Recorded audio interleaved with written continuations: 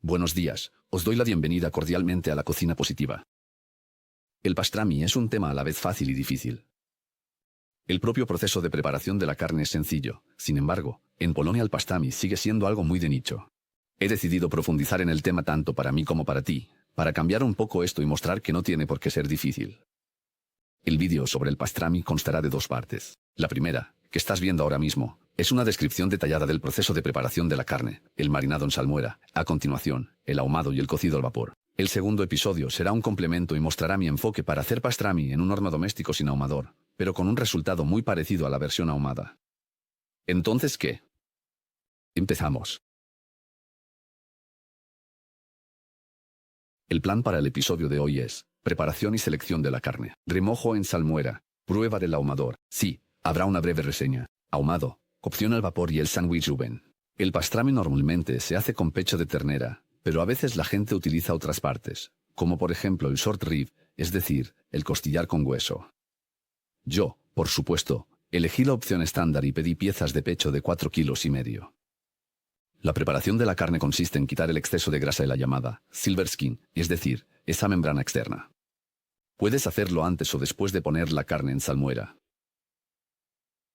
Hablando de la salmuera, aquí es donde empieza a complicarse la cosa, porque el tiempo óptimo para remojar la carne en salmuera es incluso de 7 a 10 días, para que tenga tiempo de penetrar hasta el centro de la carne. En Cat Delicatessen, en Nueva York, pueden dejarla aún más tiempo. He oído que incluso hasta un mes. Para hacerlo más interesante, decidí comprar 2 pechos de ternera y remojarlos en 2 salmueras diferentes, y al final elegir la más interesante. La salmuera número 1 es de la receta de Chef Steps, y la salmuera número 2 es de la receta de Guga Foods. Al final del episodio sabrás cuál ha ganado.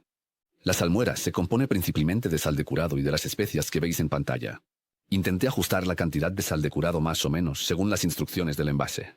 El resto de las especias las preparé siguiendo las instrucciones de ambos canales. En una olla grande mezclé agua, sal y especias, la mayoría de las cuales había tostado un momento antes en la sartén. Lo llevé a ebullición y luego lo aparté. En un recipiente grande añadí 1 kilo de hielo para que la salmuera caliente se enfriara de inmediato, asegurándome al mismo tiempo de que la cantidad de agua coincidiera con la receta después de añadir el hielo. Puse el puente entero, aunque en esta etapa podría haberlo dividido, pero eso lo comentaré en un momento. Cubrí la parte superior de la carne con un recipiente con agua o con acumuladores de frío, para que todo quedara sumergido. Ahora lo dejo en la nevera durante 8 días, dándole la vuelta a la carne más o menos a la mitad del tiempo. Aquí tenemos que retroceder al menos medio año. La empresa de Ebros de Bucarest, en Rumanía, ya en diciembre de 2023 me contactó por correo electrónico para decirme que les gustaría enviarme su ahumador para probarlo. Como acaban de empezar y son una empresa pequeña, les dije que con gusto comprobaría qué cosas interesantes están haciendo. Sobre todo porque de todas formas tenía pensado comprar un ahumador para esta temporada. Además, sabía que por fin tenía que abordar el tema del pastrami en el canal. Y así, unos meses después, me llegó esta maravilla que, por su estilo, recuerda un poco a las casas tradicionales de los montes polacos. Incluso hicieron un grabado de Fox Cocina, brutal. Alex, que coordinó todo el proceso, me pidió que valorara de forma totalmente sincera qué me parecía este aparato. Así que ahora voy a comentar cómo está construida, cómo funciona y añadiré conclusiones sobre si me gusta o no. He recibido la versión Classic, la que no tiene pantalla, porque están trabajando en ella y no querían enviarme un producto que no estuviera al 100% terminado. Respeto eso. El propio dispositivo está fabricado de manera sólida. Me gustan los botones, todo está hecho de madera, así que no es un equipo que visualmente parezca profesional y probablemente no encajaría en una cocina estéril de acero inoxidable, como las de los restaurantes modernos. Pero no nos engañemos, es un aparato para aficionados domésticos, que probablemente estará en algún cenador. En la parte superior está la salida de humo, que se puede abrir y cerrar, el cable de 230 voltios y los botones, empezando por la izquierda, Power, el interruptor de encendido. EAD, el calentamiento. Convección de aire caliente. Fan, ventilador para secado. El siguiente es el compresor, es decir, el encendido y control de la inyección, por así decirlo, de humo. Hablando de humo, en el set se incluyen virutas de haya para ahumar, así como tubos de acero y ganchos para colgar la carne. En el set también deberían venir rejillas, pero los chicos se olvidaron de empaquetármelas. Me las apañé, compré unas rejillas para la barbacoa. El principio de funcionamiento es súper sencillo. En el tubo grande echamos las virutas y las encendemos por los orificios inferiores. Encendemos el ahumador, ponemos la convección en on, luego encendemos el calor, es decir, la calefacción, ajustamos la temperatura y encendemos el compresor para regular la cantidad de humo. El humo pasa del tubo más grueso al más fino, y ese tubito, gracias al compresor, empuja el humo hacia el ahumador, que luego sale por la parte superior. Abajo colocamos un tarro para los condensados, que por supuesto se puede cambiar por uno nuevo si es necesario. El interior está hecho en acabado brillante, relativamente fácil de limpiar, aunque, siendo sinceros, por su forma específica, limpiarlo resulta un poco complicado. Todo el conjunto está montado sobre ruedas robustas y tiene freno. Resumiendo sobre el propio aparato, el equipo me gusta mucho y seguramente lo veréis en este canal más de una vez. Así que también recomiendo la empresa de Ebros, tenéis toda la información en la descripción. Después de 8 días, hay que sacar la carne y enjuagarla para quitar el exceso de sal, simplemente bajo el grifo. Ahora tenemos que dividir el pecho en 2 partes. Merece la pena hacerlo antes de ponerlo en salmuera, incluso por el tamaño, para que sea más cómodo. En esta etapa también limpié la carne de la piel plateada, o esa membrana. El pecho se compone de 2 partes. La parte más gruesa, más grasa y tierna se llama point, y la más fina, magra y compacta se llama flat. Ambas partes se utilizan para el pastrami. Algunas personas, después de ahumar el point, preparan bernetens. Yo voy a utilizar ambas partes para hacer el pastrami clásico. Tras 8 días en salmuera, la carne es en realidad ternera curada, es decir, corned beef. Si la cocinas en este punto en una olla, obtendrás el clásico corned beef, con el que también se hacen bocadillos en Estados Unidos. Allí es muy popular, incluso hoy en día. Estamos aquí por el pastrami, así que lo vamos a ahumar. De nuevo, como tenemos 2 recetas, tenemos 2 tipos de mezclas de especias. Para empezar, unto la carne con mostaza y la cubro con especias. Me he quedado algo corto de especias, así que merece la pena preparar más de las que creéis que vais a necesitar. Como mucho os sobrará. En el vídeo lo hice con las proporciones de las recetas de Chef Steps y Guga Foods. Pasando ya al ahumado. Hay muchas escuelas. Algunos ahuman en 2 etapas, envolviendo la carne en papel de carnicero a mitad del proceso. Por cierto, el papel de carnicero es así. Es simplemente un papel especial que no contiene ningún componente como cera ni nada por el estilo. Se puede comprar en Alledro sin problema, aunque es bastante caro, así que si no lo necesitáis urgentemente, podéis sustituirlo por algún papel más universal, pero fijaos en la composición, que sea solo papel y que no lleve cera ni plástico. Aparte del ahumado doble, el mejor resultado se consigue primero ahumándolo en una etapa y luego cocinándolo al vapor. Y eso es exactamente lo que hice. Coloco la carne preparada en el ahumador, ajustado a 105, como máximo 110 grados Celsius. Lo dejo allí durante unas 4 a 6 horas.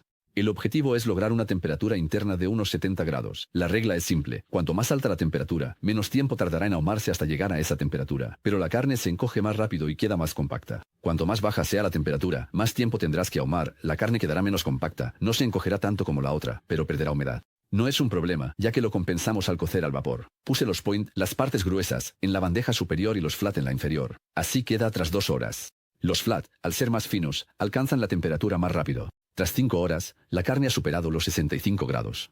Ya está bastante seca y ahumada, con una corteza muy buena. Así se llama esa corteza negra. A pesar de no haber alcanzado los 70 grados, las envuelvo en papel de aluminio y las llevo a la cocina para cocerlas al vapor.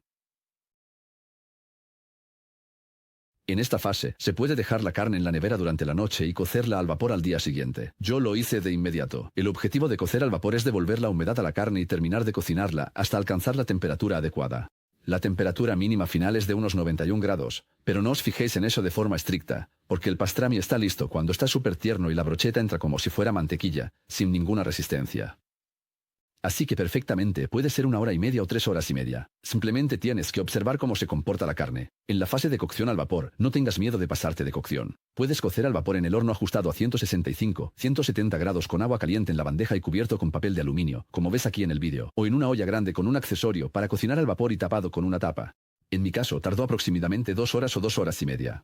Y así es como queda el pastrami final.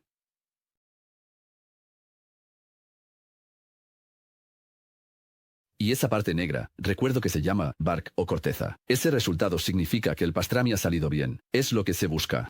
¿Y la carne en sí y su sabor? ¿Y quién ganó, Guga o Chef Steps?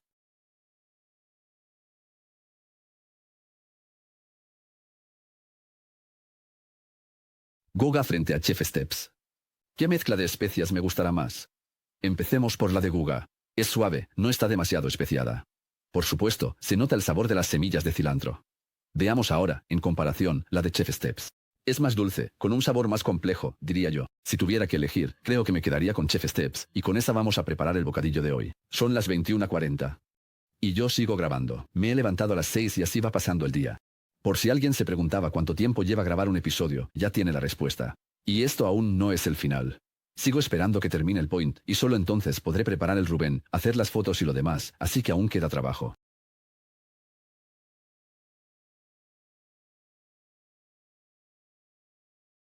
Bueno, venga, vamos a ello. Empezamos con la mayonesa. A esto le añadimos ketchup, un poco de salsa picante, mostaza que vamos a hacer un poco más elegante con Dijon, un poco de sal, pimienta, un toque de ajo en polvo y el ingrediente clave, que se me había olvidado. Concretamente, el rábano picante. Originalmente se hace con pan de centeno. Este es pan de trigo y centeno. Será perfecto el pan de trigo y centeno, 2 rebanadas, mantequilla clarificada. Tostamos, el pan tostado, salsa rusa, una cantidad mínima de pastrami, un poco de queso suizo.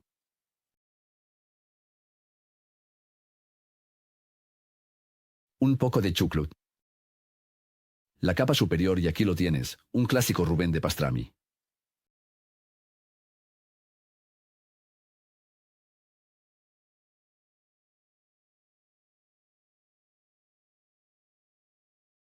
Pues creo que ya es hora. Son las 11 de la noche. He conseguido mi bocadillo. Vamos a probarlo. Breve y al grano, porque estoy súper cansado. Ha entrado algo precioso, como oro, pero en realidad lo asimilaré mañana. Aquí lo he hecho todo desde cero. Merece muchísimo la pena. Sé que es mucho trabajo, pero si a alguien le gusta hacer barbacoas, si le apasiona, tiene que probar a hacer el suyo propio en casa. Y más aún porque podéis hacerlo a vuestro gusto y preparar para tener de reserva. Os enseñaré más recetas en shorts que se puede hacer con esto. Un hash de pastrami para desayunar que está brutal. También se pueden hacer hamburguesas. Eso es todo por hoy. Os recuerdo que el libro está en Adifox PL. En un mes saldrá la segunda parte. El segundo episodio, en el que explicaré cómo conseguir casi el mismo sabor en casa usando el horno, sin ahumar. Así que quedaos conmigo.